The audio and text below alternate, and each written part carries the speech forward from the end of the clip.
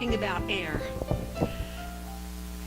We can go a few days without water and more days without food, but we only can go minutes without air. And especially fresh air. We need fresh air.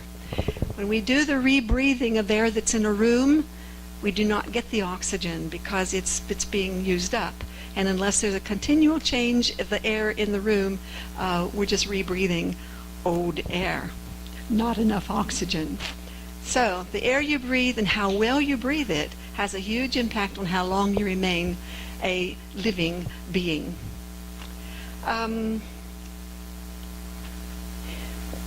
Daily you take more than 17,000 breaths to keep your body fueled, and the heart sends blood to the lungs where it drops off carbon dioxide for elimination, picks up fresh oxygen for delivery to every cell in the body.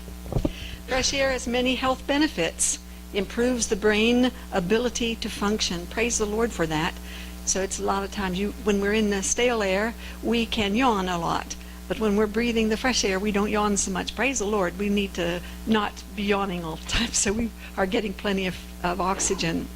It gives clarity to the mind. We need oxygen. We need to have the clarity that fresh air will give us. It improves concentration. Able to concentrate more in our study factor. When we were in college, we were told study 50 minutes out of every hour, and then for 10 minutes go outside, look up at the sky and the trees and the clouds, because long distance is when your eyes relax, and when they're close, that's when your eyes are working harder.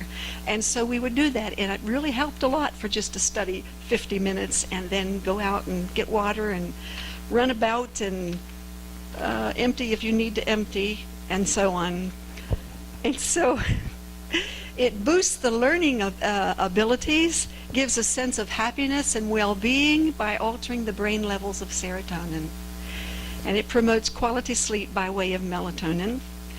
And it kills bacteria and viruses in the air when you have it, because we also get the sunshine. The sun was lovely today, wasn't it?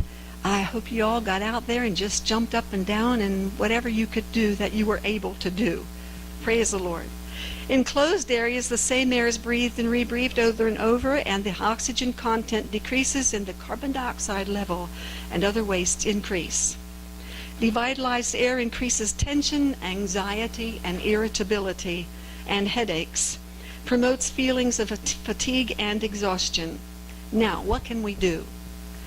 Well, we can ventilate our house every morning, at least get up and ventilate it out if it's not below zero. Anyway, ventilate and get some air moving in the house. That will be good. We can exercise out in the air. We breathe deeper, and that helps us a lot. The posture, the way we stand and the way we sit affect a lot of the way our lungs fill up with air. And if you are going to sit like this, then you aren't going to get very much air in your lungs. You've got to sit like this, only bending here, and then breathe deeply, and you will be able to do well. We took care of a young man who was born with a collapsed lung, and all his life he had problems. And we worked with him with diaphragmatic breathing, and that young man, he always sat at the desk, and he sat like this. And so I had to teach that young man to pull himself in so that he was close to the desk and his back was straight up, and that he could breathe freely from his lungs using the diaphragm. And that young man did not come back anymore because he was not developing collapsed lungs. They also kept him from playing outside and from doing things that he could have breathed, and kept his lung continually inflating. Praise the Lord, we know how to do things. And not too tight of clothing, and remember that plants absorb carbon dioxide and give off oxygen, and that's a good thing to have. Now, breathing is real important for you to do diaphragmatically. If I ask you to take a deep breath, show me how you will do it. I knew it, I knew it, I knew it. Wrong. These are all accessory muscles up here. These are the muscles you don't need for breathing. What you need is the diaphragm. And you need to expand all around this area here.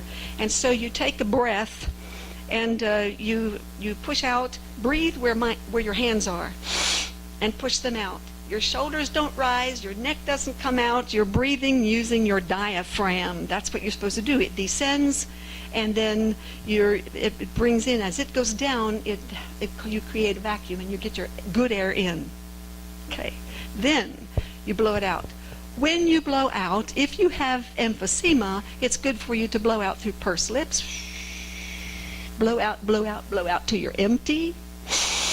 And then fill up, and when you fill up, then you will be able to exhale out. But we will tell them too, if you have pneumonia, you have to hold it for 4 seconds and then you can blow out, because that gives you better inspiration and helps to get out the trapped air that is in the alveoli or the air sacs.